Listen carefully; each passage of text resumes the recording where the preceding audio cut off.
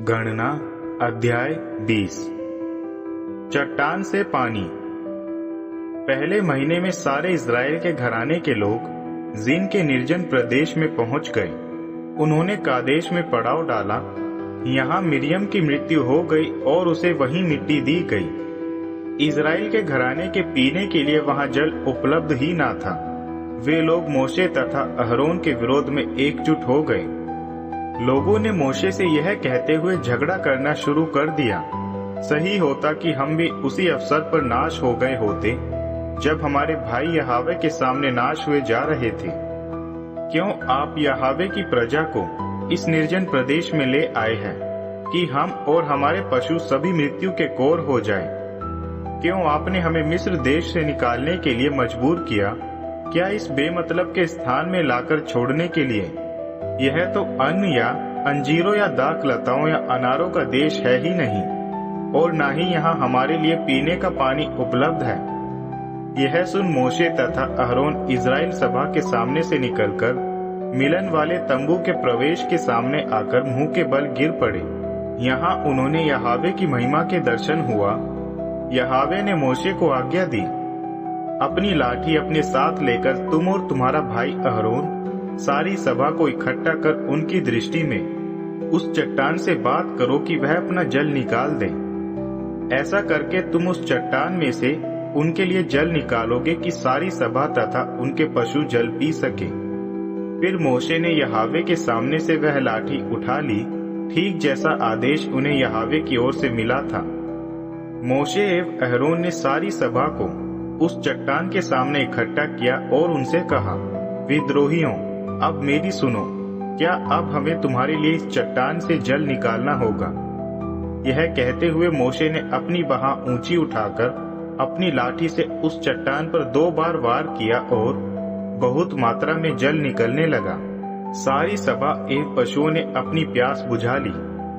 किंतु यहावे ने मोशे एवं अहरोन से कहा, तुमने मुझ में विश्वास न करके इज़राइल के घराने के सामने मेरी पवित्रता की पुष्टि नहीं की, इसलिए तुम इस सभा को मेरे द्वारा दिए गए देश में नहीं ले जाओगे। यह मेरीबा का सोता था, जहां इज़राइल के घराने ने यहावे से झगड़ा किया था, और यहाँ यहावे ने स्वयं को उनके बीच पवित्र सिद्ध कर दिया। इज़राइल को एदोम से यात्रा का इनकार।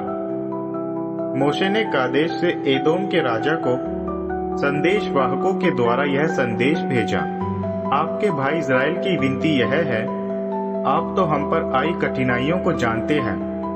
हमारे पूर्वजों ने मिस्र देश में प्रवास किया और हम वहां बहुत समय तक रहते रहे। मिस्रियों ने हमारे साथ तथा हमारे पूर्वजों के साथ क्रूरता पूर्वक व्यवहार किया। हमने इस पर यहावे की गुहार लगाई और उन्होंने हमारी सुन ली तथा अपना एक स्वर्गदूत भेजकर हमें मिस्र देश से निकाल लिया। अब हम कादेश तक आ पहुँचे हैं, जो आपके देश की सीमा से लगा हुआ है। कृपया हमें अपने देश में से होकर निकल जाने की अनुमति दे दीजिए।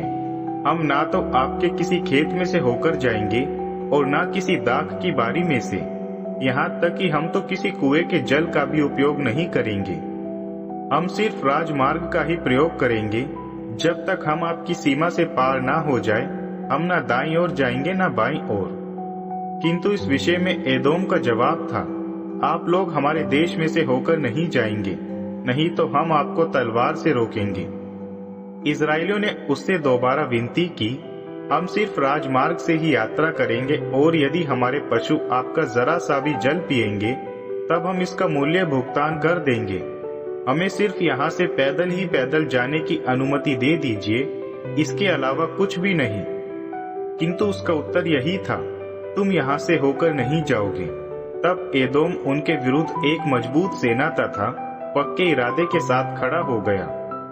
एदोम ने इज़राइल को अपने देश में से होकर जाने की अनुमति नहीं दी, इसलिए इज़राइल ने उस देश से होकर जाने का विचार छोड़ दिया। अहरोन की मृत्यु। इज़राइल के घराने ने कादेश से कूच किया और पूरी इज़राइली सभा होर पर्वत तक पहुंच गई। एदोम की सीमा पर होर पर्वत पर यहावे ने मोशे तथा अहरोन को सूचित किया। अहरोन को उसके पूर्वजों में मिल जाना है, क्योंकि वह उस देश में प्रवेश नहीं करेगा जो मैंने इज़राइल के घराने को दिया है, क्योंकि तुम दोनों ने मेरीबा के जल पर मेरे आदेश का विद्रोह किया था। अहरोन तथा उसके पुत्र एलियाजर को होर पर्वत पर ले जाओ। वहां अहरोन के पुरोहित वस्त्र उतारकर उसके पुत्र एलियाजर को पहना देना।